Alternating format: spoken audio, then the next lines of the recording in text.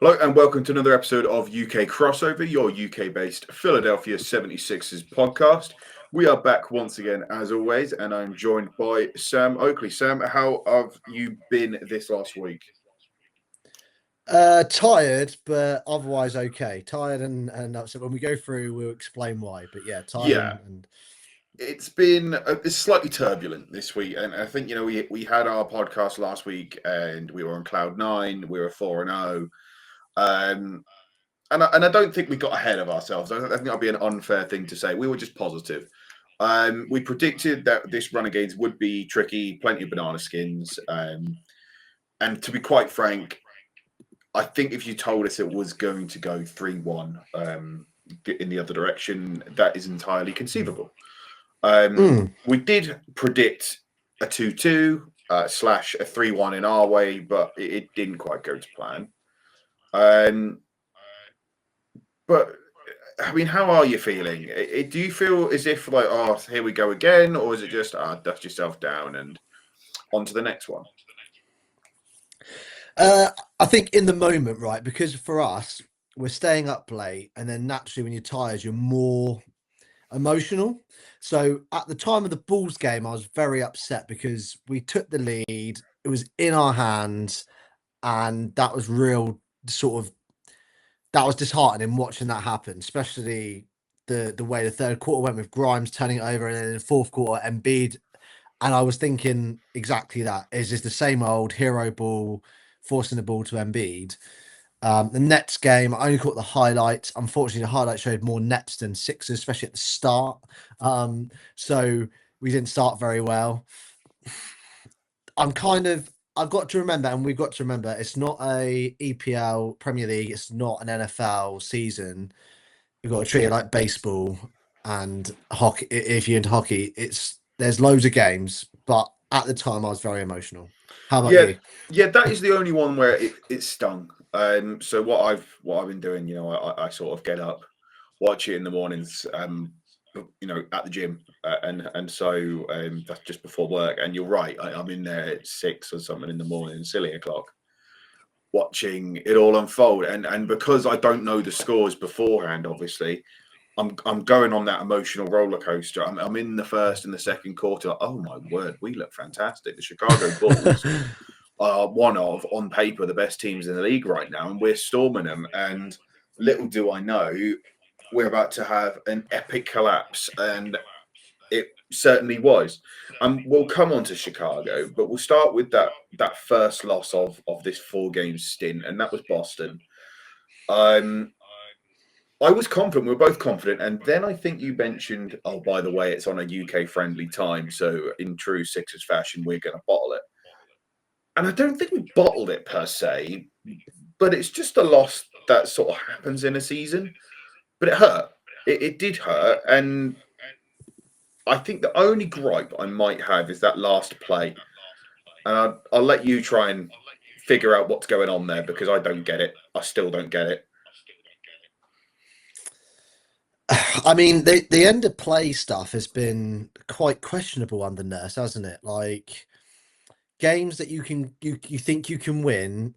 Sorry, I say you think you can win. You've got a chance of taking it to overtime or to win the game, and you don't. And it does cause questions about Nick Nurse, and I don't like to do that, right? Because I think he's could be a good coach for us, but to lose you lose the game. Oh, well, we're focused on the Celtics. You go into that. You've got the play. It's a 1 point game. You needed to. I just don't know what I don't know what the play is. What the plan is. What is the plan? If Maxi can't get the ball, what's the plan? If I don't think we've got an answer for our final play, which I thought would be the number one focus you would work on. So I don't know. It's so frustrating. Yeah, you would have thought, that I'm fairly certain in any sort of playbook, they have a catalogue, obviously, of different plays you can do. And I think almost they subdivide it by plays with 4 seconds on the clock, with 3 seconds on the clock, 5 seconds. And players should know these. So you can also, there is a bit of blame to put on the players to a degree as well. And I think you're right. Nurse does have a lot to answer for. And I think, this does have to be countered by. You have to appreciate he's done some good bits this season. I've particularly liked how he's balanced the centre rotations when knowing when to use Drummond, when to use Boner. But you got to call a spade and say, yeah, he got this wrong. Mm-hmm. One thing that frustrated me with this play is that it gets to Grimes, and Grimes having the last shot, I've got no problem with, because you know what, people don't expect it, and actually he's very good. If you look at the late game in Charlotte, he won us that game. He can be clutch. But when he got the ball, and I know Derek White was rotating around to Maxi, but that pass was still there. And then there was Kelly Oubre free in the corner, and we've criticised Oubre. But if he's open in the corner, that's a good shot. I can live with that. If you told me, right, game on the line, you've got Kelly Oubre wide open in the corner, I'll take that odds. I'll take those odds. But Grimes just had that half a second of uncertainty, and that was enough to then kick it out to Embiid in a nothing position. He had to chuck one up, nothing there. You lose. And it wouldn't have counted if it went in either, because he didn't leave his hands on time. So and that's the worst thing. It's like you've got to give yourself some sort of chance, and if you can't even get a shot away on time, that's malpractice. There's no two ways about it. That is malpractice. But if we try and dive into the nitty gritty of where we went wrong in that game, it wasn't just that last play. I've gone back through the stats and I've gone back through the games just so I can make sure that what's actually happened here. And I looked at this really glaring stat, and if I told you in that game, it didn't feel like it. We made more free throws than them. We made more 3-pointers than them, but we lost the game. And I was like, how the hell has this happened? Then I'll go back through everything. I'm like, yeah, I got it. Turnovers: Boston Celtics 9, Philadelphia 76ers 18. Points off turnovers: Boston Celtics 25, Philadelphia 76ers 11. We lose by 1 point. It's not hard to figure out where that goes wrong. And I'm not putting it all on one guy, and it sounds like we're sort of ganging up on him, and I'm not doing that. But it is certainly felt on the eye test, and I've looked at the stats, and the stats suggest that he's having a pretty run-of-the-mill season when it comes to turnovers. But some of these Quentin Grimes turnovers are pretty abysmal, and I'm not sure if it's just because it feels like all the eyes are on him when it happens, or if they're happening at the worst possible times in an NBA game, that it swings that momentum. Am I going mental, or is that something that you felt? I mean, I am highly critical of Grimes and the fact he tried to get more money based on some good performances in a season that didn't really matter to us. So we kind of just let him have that chance to develop his skill set, right? And he took the chance. Don't get me wrong, like, we gave him the reins to do whatever he wanted to do, and he took advantage of it. And there's every chance as a player. We did it in the process era, with your Tony Rotans and all those guys, those young, under 23, 23 or under players, give them a chance to play and see if they can make something out of themselves. So fair play to him, he took advantage of it. But the fact to try and demand like 15 to 20 mil a year, try and get in like a longer term contract that's worth loads of money, I just didn't feel right there. So I thought, if you were demanding that, I'm expecting better of you now. So I'm very critical and notice of it. But I think they come at crucial times. And that's probably what's cost us. And also it's his shooting, not, the turnovers and the shooting decisions have just been a bit, I don't know, just not, this doesn't seem like he's fully like comfortable in his role. Like I know we're going ahead of ourselves here, but he got 11 assists in the next game, and then tried to become a point guard, and to become a point guard again. It's just it's frustrating, like, that he's got inconsistency still when he shouldn't need to worry about being the main guy. Now he's got two all-stars with him, and like we say, a very solid, going to be open. Yeah, I sort of feel that when it comes to Grimes, I don't like it when he has to make decisions. People need to make decisions for him. He can be that second or third ball handler when we need him to. But the moment he has to try and really overthink things. And the thing is, assists don't alone indicate if you are a good playmaker. Swinging it round to a Steph Curry open in the corner is technically an assist. That doesn't make you Magic Johnson. And I think we've got to take some of these assists with a pinch of salt. When you think of the great playmakers, obviously Magic, and I would say CP3, Stockton, James Harden, there's far more intricacy to it. And that is something that as a team we probably lack. And certainly that is something that he can't provide us. But we ask him to do so. If we're being real, our best playmaker on this team is probably still Kyle Lowry. Tyrese Maxey has taken a supreme leap. In this game, he got 26, 8, and 14. That's ridiculous. He has been brilliant in the playmaking department. I worry about how we'd get on in the half court. That's a conversation for a different time. But we're still not quite there yet, and I'm not sure leaning on him is firstly correct, but also it's not really fair on him. He should be just checking into games, being like, you know what, when I'm open, I'm going to shoot.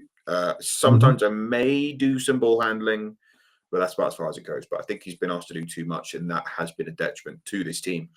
Because I just think it's acting as a drain. Simple as that. But was he the reason we lost against Boston? No. Did he have turnovers? Absolutely. But so many other people did. You're looking at people having 3, 4 turnovers. I think Embiid had 4. I think VJ probably had 2 or 3. I'm not going to get critical of VJ, but no one had an excellent sort of outing per se. But you lose by a point to the Boston Celtics, and I don't care what anyone says. The Boston Celtics, just like us, they get up for these games. Jaylen Brown got 32. Anyone who's watched any Celtics game know that the only way they win games is when Jaylen Brown or Peyton Pritchard or Derek White go off, Anthony Simons as well. And they all had pretty solid games. And when they all have solid games, they're going to be in with a chance. And not only win them with a chance, they won the game. So, is what it is. You go up against Brooklyn, and we can probably gloss over this relatively quick. Everyone did well. Oubre got 29 points. Nice work. Excellent stuff. Grimes, 22, 6, and 13. Also brilliant. You can't complain with that. But it was the first time we properly got to saw Trendon Watford at the power forward. 16, 9, and 7. And it reminded me, and this is going to sound really peculiar, but it reminded me perhaps of a slightly slower, a more methodical, perhaps a more cumbersome, if I want to be a bit sort of interesting with the adjectives, a more methodical, cumbersome version of Ben Simmons with a shot. And when I say a shot, I mean a shot that we can semi-rely on. I am so taken aback by his IQ and his playmaking. Can he run the team? No. But a 6'9" 4 that can put up a triple double on any night, if he's given the minutes, and can knock his threes down at a semi-decent crack. Yeah, I quite liked what I saw. I'm still getting over the Ben Simmons thing, but yeah, I get where you're going. Did you not see it though? Did you kind of see it? I mean, it is nice to have a player, because when you've got the attributes like those type of guys have, they're I mean, everyone in the NBA is tall, especially compared to us, but I mean, they're tall and they've got a bit of speed about them, and they can do a bit of everything. That, like you say, not perfect in the sense of his shooting, but he's got a reasonable shot that you can't necessarily leave him open and go, yeah, we're gonna, like teams have done to us with Drummond. It's like, it's Drummond's, let's let him see if he can make it. Or we did with Vukovic against the Bulls. He very much does look like a player that he's not going to be late 30%, but he could probably be early 30% from free, and reasonable enough from the 2-point, from your jump shot. So yeah, I do like his sort of potential for us, and the role he's going to have in the team. And I think that was nice that he had a bit more responsibility in that game. So it's like, actually, when we do play these sort of poor teams, we can give them a nice run out, give Embiid and Paul George a rest, knowing that you've got a decent big man that'll put up points, because you're not going to get it from Bonus, and get it from the other big man. Yeah. And that'll be nice. Yeah, I sort of consider him a bit of a sort of Swiss Army knife. It's just a nice little option to have in your back pocket. I'll be like, okay, let's just see what he can do. I think when I talk about the Ben Simmons thing, I just want to clarify my stance on that. He's got a bit of size, and I noticed some of the passes, it was very Simmons-esque. I noticed there was some dribble handoffs at the top of the key, faked it out to the guards, and then I think it was either one of those guards cut to the rim, and he just sort of, through the back, bounce pass towards the hoop. Likewise, a bit of sort of inverted pick and roll with the center. And I was like, okay, yeah, this is very Ben Simmons. Like, I can see bits and pieces here. He's got an eye for a pass. Obviously, Ben has that hugely bouncy athleticism, or at least he did before the Monstars took his powers. And I actually went back and watched Ben Simmons against the Cavs, because when we're getting ready for the Cavs, which will be one of the games we look at later, of course, do you remember that Cavs game where he got 34, 27-point triple-double against LeBron James when we're on that crazy 16-run streak. I was there, yes. Oh, you were there. See, Mm. oh wow! So I remember watching that so fondly in my dorm room in Texas, and it's just what's happened. It sort of makes you a bit sad. I mean, I know we're going on a tangent here, but I mean, you were there. I mean, what were the vibes like then? It was so good, and just watching him, do his thing. And there was one or two moments where I felt like LeBron just let him get past it. It was kind of like earlier in the game, that like early on, there was a couple of times where I thought me and my friend were like, "Ah, he's just cut. It's his mate and clutch. He's going to let him get a few points for his, for his contract boost." But no, it was so good, and it's the athleticism, the way they were playing. Getting the ball out quickly, and that's why I'm really excited about this team in many ways, because like you say, that it's not necessarily about all the other skill sets, but it was the fact that you had fast-paced team. Like you could, yeah, if a team defended us, where okay, it's like more like playoff basketball towards the end of the game, which it was because it was really tight and LeBron missing free throws. Um, we still had that chance to get the open three and pass the ball around. But if we weren't, that transition defense, just Ben Simmons going on the run and going with it was great. And and the players that we had around us, it was just it was a real good team effort, and it's just really frustrating that it's taken us till now to get a team that's like that, that Yeah, can play that fast-paced ball, because it's all been about, oh, let's sign the veterans, and and that's great. Eric Gordon and Kyle Lowry, back in the day were great, but I think they're just a bit too old to what we just needed, a bit. Yeah. Yeah. Yeah, I mean that game was bewildering, and like I said, that was sort of the start of I guess my love affair with the Sixers, if I want to get romantic with it. But like I looked at, because again I was just looking at it just in prep for the Cavs game, and it was the stat line along with it, and I was like, oh my god, Ersan Ilyasova got 17 points and 13 rebounds. JJ Redick got like 29 points. Fultz got 10, and then like 4 rebounds, 4 assists. I was like, Jesus. I mean, you're right. It is everyone pulling in the same direction. The sum of the parts being greater than the individual. And it's the more that we move off, distance ourselves from the actual Ben Simmons moments, i.e., against the Hawks and whatever else. You can't ever look back and just be like, you know what? It's just such a crying shame that never quite worked out. Because Hmm. you watch these highlights and you're like, wow, it is like LeBron and Magic had a kid, and for whatever reason, he got so close to being one of the greats, but it didn't happen. But that is a tangent I didn't think we'd be having, but we shall try and get back on track now. And we headed on up to Chicago, and Chicago had been brilliant. Yeah. There's no denying it. I don't see it lasting, but you know what? People No. don't. I can't really see us sort of lasting how good we've been. And to be fair, the bubbles arguably already burst. So I don't want to Yeah. sort of throw stones and glass houses and all that, but they've been magnificent. But did we let them be magnificent? I'm going to chuck something at you first. Well, and I think the first of these two questions you will know the answer to, because you're not daft. Where do you think the Sixers place in third quarter points in the league? We gotta be if we're not in the bottom three or four, I'll be shocked. We are rock bottom, 30th in the Yeah, league. great. And do you want to have a guess how many we're averaging in the third quarter? Let's go 20.2. 22.5. So Oh, okay. slightly under, but ultimately that is damning.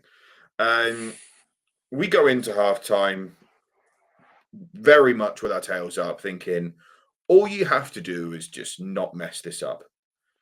Um, all you have to do is not mess this up. And I mean, we all know what happens next. We mess it up. In the last 6 minutes of that game, we have no field goals. In the second half, we make 36 points versus Chicago Bulls making 57. Bearing in mind we lost by 2. And, despite Maxi's best efforts, 39, 5 and 5, we lost. And I know Maxi had a good game. I know Embiid didn't have his best, but the blame goes around an awful lot of people. So you can start with whomever you want to blame first, and we'll just sort of bounce off of one another because you got a list as long as your arm here. I hate to do it because I'm critical of him, but I think I'll go with the coach. I'll say Nurse because he let Grimes in the third quarter. I think he had 5 possessions, of which 3 in a row, with which 3 led to turnovers and 1 led to a poor shot. I can't remember who took the shot, but he basically went up and passed the ball, and it's like he forced it 4 out of 5 times to pass it, and I'm like, why are you trying to be this playmaker? Because you got 12 assists against the Nets or whatever it was. You don't need to then try and be the assist king here in this game. Yeah. And that third quarter, that's when the momentum changed and it swung and the crowd got back into it. The players started feeling themselves on the balls and fancied it. And they looked a beaten down team, like, you know, at halftime, like you say. And that's what the frustrating thing was. And then we sat Embiid for far too long. So then when he comes back in, he's rusty, and then you're forcing it to him. So I normally say, you know, if you just go off the players, Grimes, I think was the worst for the timing of his plays, and then Embiid forcing it at the end was just far too much. And then Nurse tried to make up for that poor play against the Celtics, where it was like Max couldn't get free. They didn't let Embiid get into the paint, so Embiid's like 20 feet away from even the you know, the rim, and takes a deep free, and by putting Maxi in the backcourt, and then that final play, I don't know what was going on there. It was the So it was same just thing, wasn't it? It was the same play almost. yeah. I mean, I can kind of understand the shot wasn't bad by any means, but it seemed daft. And I think you are right. There's a lot of blame to go around, and whenever I watch games, I might sound a bit sad, but just given what what I do on X with regards to the page, I'm always thinking, right, what am I going to put in that little mini game report I do? I know it sounds daft, but I was thinking, actually, looking at what Embiid's doing in the paint, I think he's been pretty good defensively. And I know we're all very quick to jump on him saying, why is he doing this? And, down the stretch. But he brought a lot to this game. And if you look at the stats again, and I know, it's a game played on hardwood, not on paper, but the on-off numbers show that we were better with him. And I think we were defensively as well. And that's when we get porous because people, I know Embiid doesn't have the hops that he used to, but people still don't want to drive on Joel Embiid. They're still hesitant to do that. He has that sort of, reputation, and that even when it's perhaps not justified anymore, people still respect it enough to perhaps think before they drive.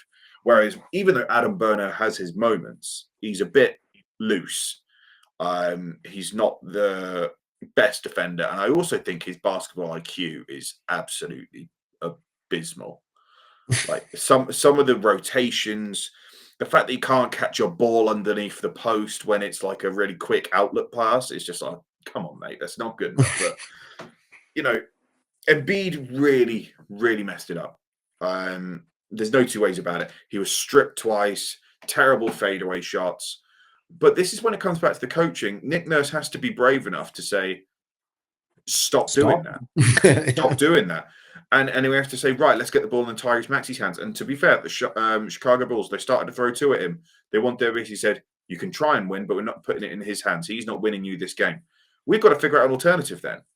And the problem we've got is this is when that idea of not having a point guard that I mentioned earlier becomes a bit of an issue.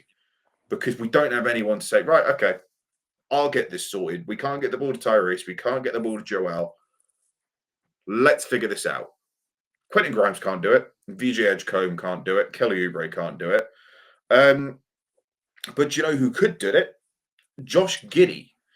He got 29, 15, and 12. And this was a fella that I thought was a bit of a fraud, a bit of a nothing player.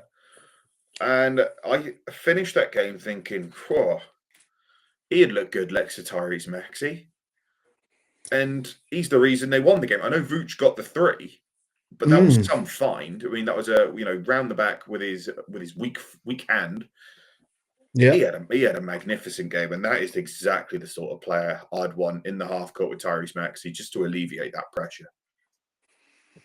I mean, The thing was, I think, uh, probably why he wasn't looked at by us. Maybe it would have been capital, but also there was obviously the allegations he Yes, had, yeah, absolutely. which obviously I think ruined a bit of his sort of what do you call it, his sort of Stock. stock. Yes, that's the word I'm looking for.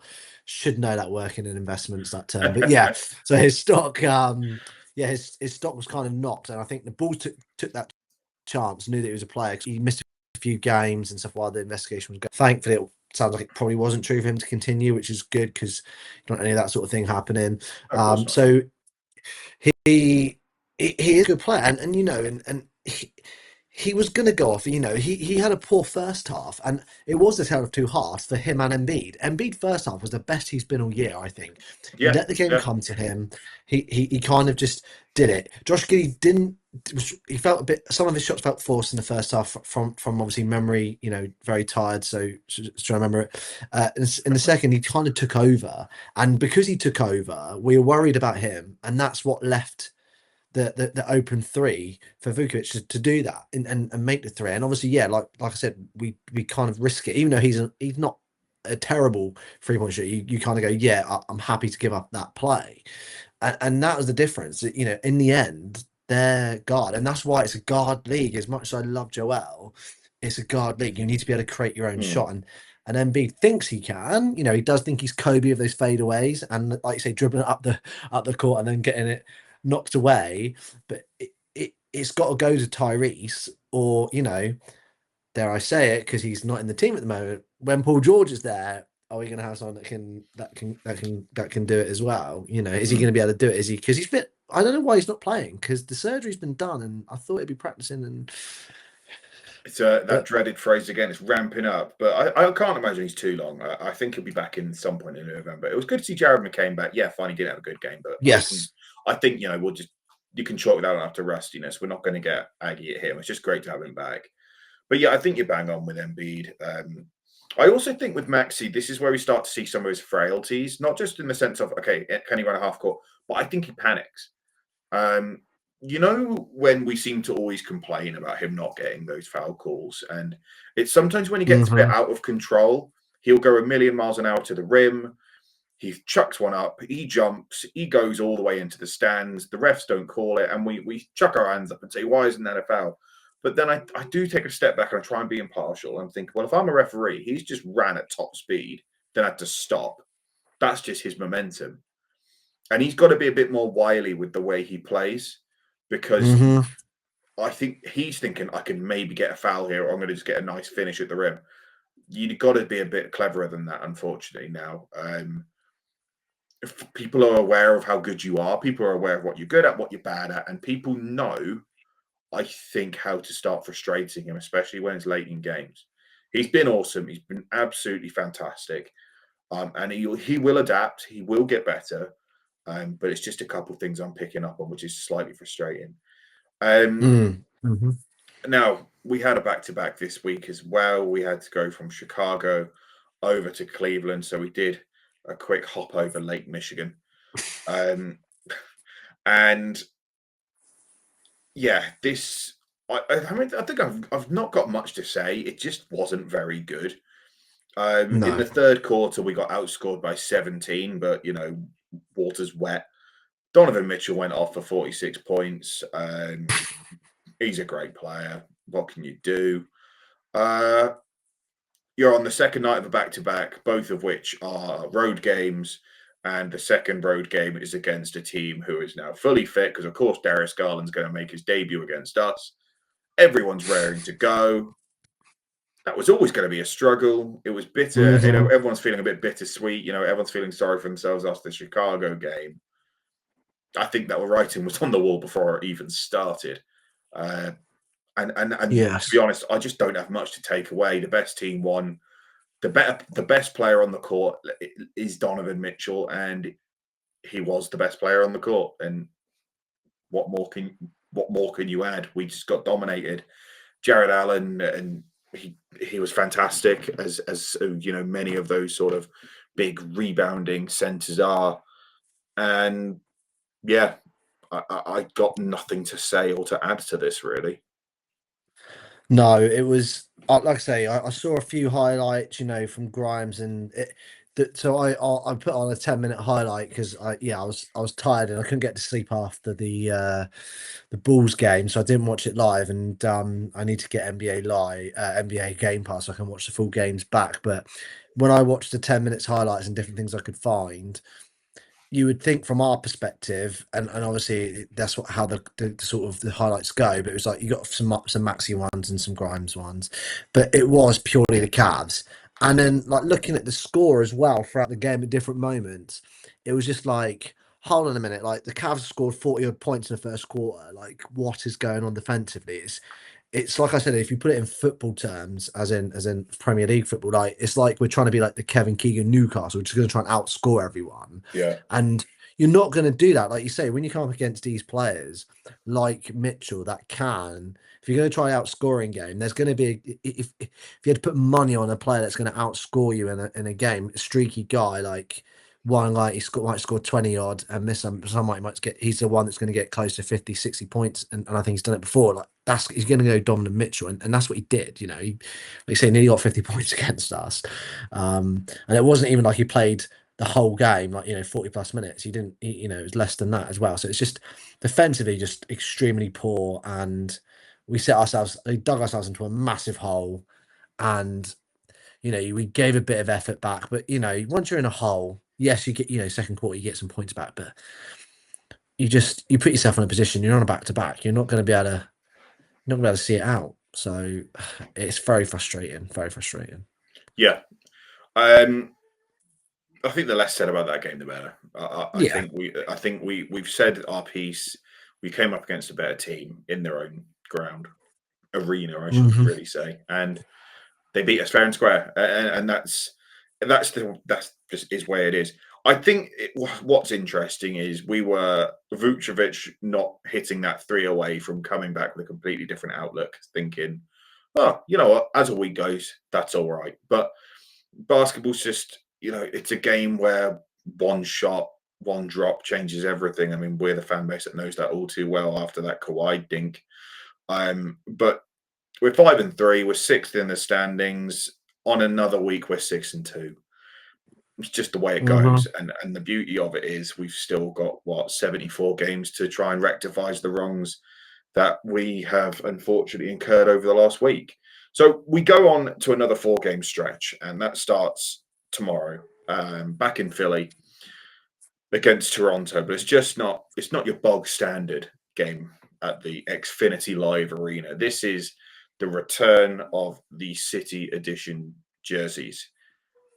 Now, Toronto are a good team, and I think I sound really stupid saying this, but I just think because wearing those, and there should be a real sense of pride in having that jersey on, like more so than your average Sixers jersey. People are going to be up for it. Fans are going to be up for it. I just think the atmosphere should be electric.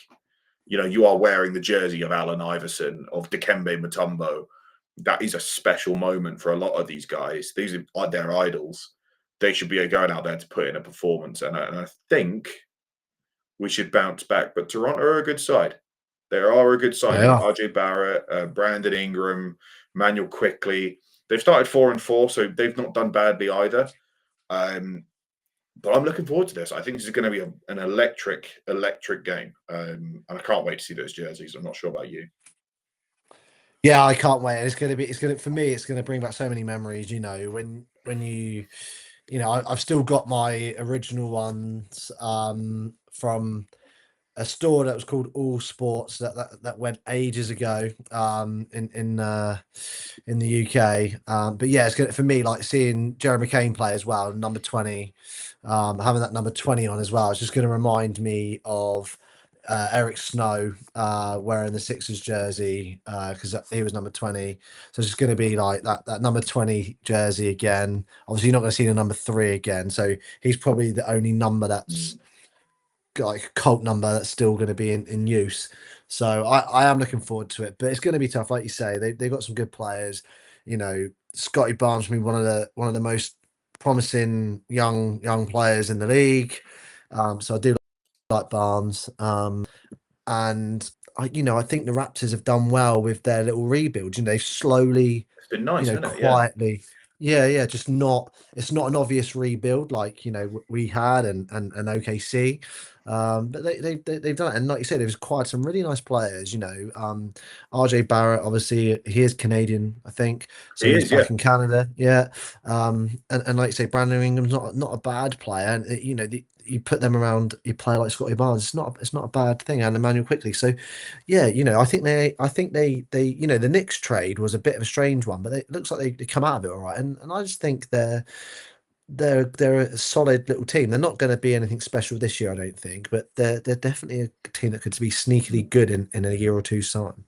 Yeah, absolutely. And you've got a Grady Dick that is keeping Yeah. improving, keep plugging away. And they've got that Colin Murray Boyle, who was dubbed the best, basically the best defender, the best wing defender in the draft this year. So I'd be interested to see how he gets on. Because he's one of those guys where if he could just develop a three, then that is like one of those sort of your all-star of role players sort of category. Mm. Like, how Alex Caruso is like one of the best role players in the league. That sort of standard of role players are like the best all-star role players, your Bruce Bowen types. So I'd be really interested to see how he gets along. Mm. But yeah, no, you are right. It's sort of you're following in the footsteps of legends in those jerseys, and you got to just take the bull by the horns and really enjoy it because it is one momentous. And it'll be the first time actually, and we mentioned Dikembe. This will be the first time, obviously, these jerseys are being worn since his passing, which is, of course, he was taken far too young. Yes. And I guess you lived through that era, and you were a fan. Well, I lived through that era, but you actually followed what was going on during that era. And I've watched his games for us, and not all of them, of course, but I watched a lot of his impact. I know he rang the bell before the game, still right up until his passing. Is he someone who we should expect to see his number in the rafters anytime soon? I thought about this when he retired, but obviously he joined. The thing with him is he only came in because Theo Ratcliffe got injured, and obviously I didn't know back then because I would watch the highlights the next morning on Sky Sports. So I remember, it was a real weird time in my life, where I lived with my real dad for a bit, and I didn't love it, but what I did love was the fact he had a Sky Sports package because I never had that at my mum's, and I used to get up early, so I never slept well there and it was during the playoff run that we had that year. So that's what got me into the Sixers, was watching that every morning. So I didn't really know much about the backstory between it. I was just like, that guy's really small. I'm small. I like him. I like Allen Iverson. End up loving the whole finger wagging with Mutombo. I liked Eric Snow. I was like, so I just kind of fell in love with that team, and that's why I love the jerseys. Because I think a lot of us that are, I'm 37. I think people under the age, around that age, 41, probably down to 36, 35. We had these jerseys for right up into about 2004, 5 time. So it was they really were something that meant something to us. We were teenagers and stuff growing up. That was your thing. I think, same with me and you, we probably have our favorite football or memorabilia kits from we obviously both support Saints, the FA Cup final, yellow one. It's, you've got that thing about it, Strong and fit, everyone's, yeah. yeah, and everyone's bringing back these retro kits, right? Every in any sport, because of how popular they've been in the American sports. The Kelly Green jersey. If you said, the jerseys in Philadelphia are Kelly Green, the powder blue Phillies, and these black 76ers jerseys. They're like the three ones that are like just stand out. And the Flyers have stayed fairly consistent with their colors with it. So those are the three. So you've got that back now. You've got to deliver. The Eagles are unbeaten in Kelly Green. It's time for the Sixers to be unbeaten in the black jerseys. And but yeah, your original question, sorry. No, I think Hawks have done it, I believe, where he spent a lot of his time, and It was that's a big, probably big in the right. Nuggets as well. Yeah. So I wasn't sure how he might fit in, but obviously a legend, even if he doesn't quite get his number up there. But I'm expecting as well Iverson to ring the bell tomorrow. Going to be special. I guess my final question, just in relation to this era of jerseys, is I know obviously you mentioned Eric Snow, and whenever I hop onto the Sixers store, I hop onto the NBA store. It's obviously the Iverson ones that get sold of those jerseys, and it's the Mutombo ones, but it's also the Lou Will ones. I know. Did For me, I mean, I know this just was before my time, but what was his impact in those jerseys? Well, so with Lou Will, like, so the one thing I will remember about Lou Will is, so I saw him play. He tweeted out about Meek Mills before anyone, like he was a big Meek Mill fan. So I always remember him being a big Meek Mill fan, and I was gonna go and watch Meek Mill with my wife, but obviously we were young, boyfriend girlfriend back then in 2010, in a small venue. But I'm glad I didn't because of the things that probably would have happened. But I remember him being into all that, and he was like he was really into his hip hop. He was very much that hip hop guy, but he was like a um I don't want to say JJ Redick, but he was very good at the 3 point, like making those 3 point shots. He had a bit of attitude, he had a bit of handles. So he was like a poor man's Kyrie Irving, which is a bit harsh, and Allen Iverson.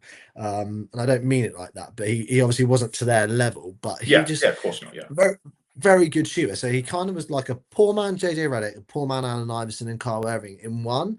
And Mm. so he had like the elements of like being able to do the 3 point spot up shooting like JJ Redick. He was also able to try and create his own shot, but he brought the culture with him. Like I say, the underground hip hop stuff. I remember him like tweeting out and probably when Twitter first came around. And I dread to think on my old account what I tweeted at him and Mo Spates and some of the other Sixers players from that 2009 and 10 era. But yeah, I mean, for me, I do find it strange he's in that jersey because I think of him more in the jersey that came afterwards. But he obviously did Mm. start in that one. But yeah, he's I think he was just the kiddie, the more the not as good player, but similar sort of vibe and culture around him with He Iverson had and a Lou level of Will. marketability, I guess, would be sort of the saying to put into it. And I think what's coming as well is a final sort of point on these jerseys. Is the old mascot? Is it hip hop? Is Yes, hip that hop. Yeah, rabbit? yeah. I think he's making his grand return as well. So I fully expect. Obviously, Iverson's going to be there. I think Lou Will's going to be there. Obviously, hip hop's going to be there. Um, yeah, all the gang's going to get back together. I think it's going to be good fun. It's going to be a really fun evening, um, and hopefully we bring the win with it. Finally, just on Lou Will, obviously he's moved to punditry since, and I must admit he's been really good. I'm not sure if you listened to any of his bits, any of his analysis. He's a really great pundit. So I would recommend if you have the opportunity. I think unfortunately 9 times out of 10 when the players turn pundits, they're pretty bad. Mm, But he's really great, really insightful, and obviously it's clear because he knows Philly, and I think he's still got a soft touch for it. So actually, his takes are very fair, especially stuff in relation to Joel Embiid. So I would implore you, if you have the opportunity, to just go check him out. But we do have to obviously move on. So with Toronto, we're going to say win because we have to win a game like that. It's too big an occasion not to.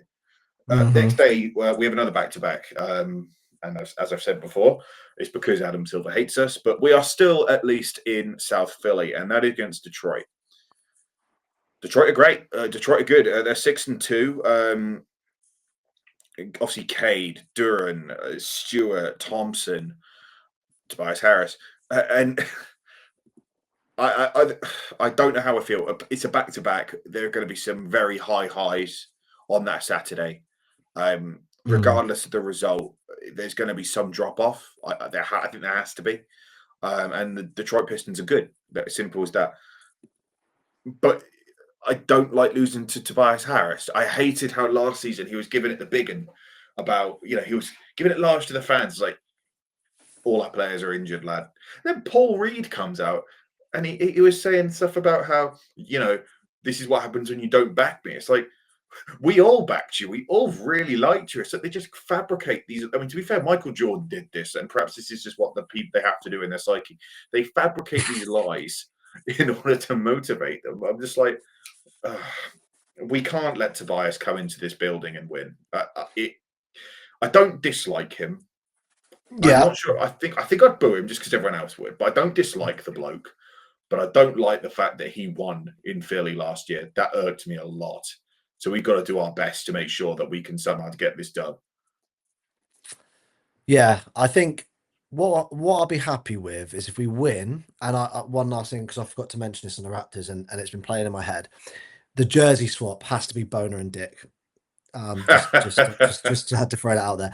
And if I see that jersey swap and we win, I'll go into this game with good vibes, and it will take a lot to kill me. And what would kill me is if Tobias Harris wins, but he puts up a good game. If we lose, because Kate Cunningham's gone off on 50, Joel's rested, McCain's probably not going to play because it's a back-to-back. I'll be like, okay, it happened on a back-to-back. Because like you say, we've been screwed over for like early back-to-backs. And I thought it was a good thing at the start of the season having these early back-to-backs when it got released, but because of our injuries and we need the players to build back into it, it's actually not ideal for us to have these back-to-backs early on. Frustrating. So yeah, where it's back-to-backs and you know Joel's not going to play, he's probably going to play the first one because there's no way he's missing the game where he can wear the old school jerseys. And McCain probably the same as well. All the players are going to want to play in it. So yeah, I don't want it to happen, but I can see it happening. Do you know what I mean? Like my heart's like, don't let Harris score 20 and 10 or whatever and beat us. But if Cade gets 40 and we lose by 5 on a back-to-back, I have to go, okay, it's the usual thing. Cade had a rough start to the season, had a good game the other day, and now he's just going to go on a run, and we're going to be part of that amazing run that he goes on. Yeah, I'm in agreement. I don't want him to beat us. I don't want the Pistons to beat us, but I have a feeling on this back-to-back they're going to beat us. But then I am skipping a game, but we play them again on the Friday in Philly. No back-to-backs. And I think what will end up is that across these 2 games, it'll end up being a split. With us taking the game on the Friday and Detroit taking that game on Sunday. In between that, a day and a bit in between both of those is Boston again, which will be our 3rd game against Boston and our penultimate game against Boston. So 11 games into the season and we're almost done playing Boston. I actually quite like that. I like getting them out of the way. I don't like playing Boston. I love beating Boston. I don't like playing them because we never win. The odds seem to suggest we never do. And I hate to repeat myself. I hate to be a broken record. And we've made this prediction twice already this season, but I will never not predict us to beat Boston. And the only way we lose to Boston is if one of White, Brown, Pritchard, Simons go off. And when I say one of them, actually probably at least 2 of them have to go off. You know, Simons got 19 in their win, Brown got 32 in their win, White got 15 in their win, Pritchard got about 10, 11. So if they have a bad shooting night, like they did the other night, they lose to anybody. They had a bad shooting night against the Utah Jazz and they lost. Utah Jazz, respectfully, are abysmal. So it depends what Boston turn up. Jaylen Brown will sometimes turn up. When he does, they've got a great chance. When he doesn't, they almost definitely lose. It's not his fault. He's a brilliant player. So is Derek White, but they have to bite off far more they can chew this year. I am going to predict a win. Because it's not in my DNA to go and say Boston will do anything good. And that would therefore lead me to think that this next 4 is going to be a 2-2 split.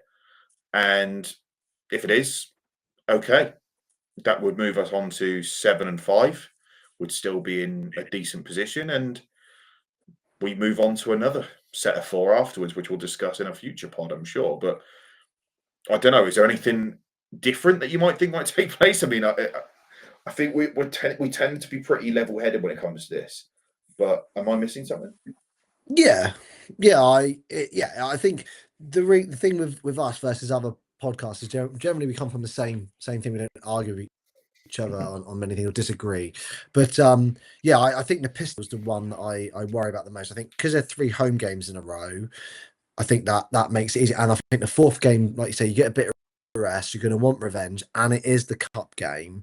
And obviously we basically got to win every in the cup games now because you can only really lose 1 game and qualify at the group stage. So I hope that gives them a bit of extra motivation. So I'd like to think we're going to go 3-1, but there's every chance that we go win, loss, win. If we go 1-3, or obviously 0-4, God forbid, that's when I would be really upset. But I think you can be within a game 2-2 or 3-1. I don't see a 4-0 or a 0-4 or 1-3 in the negative. So yeah, I agree. Yeah, and I think when just that last of the NBA Cup, when we had our last NBA Cup game, of course, against Boston in that 1-point loss, I saw someone tweet, and it was tongue in cheek, and it said, "Have we ever actually won an NBA Cup game?" And then I was thinking about it, and I'm like, look, I know we have, but have we actually? I can't think of him. Yeah. It is one of No. those things we really seem to struggle with. So hopefully that hoodoo doesn't extend. So that is us almost wrapped up. There's one final thing I wanted to do, and I did ask the same question last week, but I will continue it. We have had another set of 4 games. Tyrese Maxey is averaging 34 points, 5 rebounds, and 9 assists. He is currently shooting what percentage from 3, do you think? I've rounded it down Oh, to the nearest number. from 3, Yep. let's go 37.8. He is shooting 48% from 3. What? Again? Still in the 40s? I thought it would have And dropped after. how many attempts? Oh, what did I say last time? Um, he's taken, I don't know, 400 and no, not 400. What am I on about? 10 a game for 40. I think he's taken another 40 cents. So 90 something. So you're going to say how many a game then, on average? How many is he taking a game? About 9. I reckon 9 a game. So Yeah, you're bang on. 48%, 9 a game. And this man is a joke. This is a player we don't have. And that is something that's always worth celebrating. We've got a player that can probably look. Steph Curry's the best 3-point shooter in the league. And it's not always about 3-point stats, because there's, what sort of threes are they taking and how contested are they? But my word, he is one of the best, hands down. And that is a lovely luxury to have. So that is all we got time for. Before we do vacate and, set up for our weekends, I will just quickly announce, of course, that on the 23rd of November, we are all going to be at Passyunk Avenue on Leek Street, just outside Waterloo, to watch the Sixers take on the Miami Heat at a UK-friendly 6:30 tip-off time. Immediately after that, you will have the ability to watch the Philadelphia Eagles versus the Dallas Cowboys going well into the early hours of Monday morning. There will be prize giveaways of loads of different booze, especially our PSI branded Loch Lomond whiskey, a personal special, which you can only have when affiliated with PSI. So it's a real special prize to be getting just before Christmas as well, amongst various other goodies. So please do pop along to that. It's going to be a fantastic event. Of course, as well, if you haven't signed up to PSI, please do so. The community has been awesome so far this season. I think we saw almost there's a little commentary for every ball that's been bounced. And obviously I'm being slightly hyperbolic, but of course everyone's just getting involved in everything so far this season, be that sharing merch that's just been dropped. And this has been some season for merch drops, sharing the latest news. And I've never felt more up to date as a result of that group chat. It's just a great group of people as well. So really do join up. So that'll be at PSI. It's just £20 for the year. And of course, you can interact with the Eagles guys. You can interact with the Phillies guys, the Flyers guys, fantasy sports. If it's to do with Philly, we've got you covered. So please do join up. We'd really appreciate it, and we'd love to have you. Love to chat to you.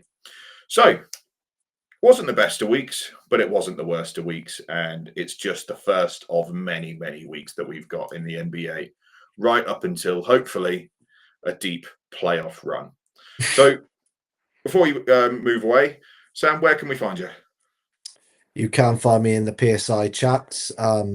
Normally not moaning as much as Ben S about the referees and the officials, but I am in there. And also on Twitter, I am Sam UK Sixers fan. Whereabouts can they find you, Ben? Yep, that's at UK76ers on X and at UK76ers on Instagram. Before I go, I got one final thing I wanted to say, and I don't even think it's that big a deal. But on Instagram, I had a certain Mike Scott view my story. Wow. It was the we were looking at our Brooklyn Nets memories, and my favorite memory is him with that corner 3 in the 2019 playoff run. So I put it up, tagged him in it, and I got his little viewing thing came up, and I was like, "Oh my god!" I had a bit of a moment there. But Mike Scott, assistant to the regional manager, coming up on my Instagram. I finally made it. So yeah, that was a really nice moment for me this week, in amongst the rather annoying losses. So it's been an okay week for all of us. But yeah, thanks so much for coming on, and we'll see you all next time. Have a good weekend, guys.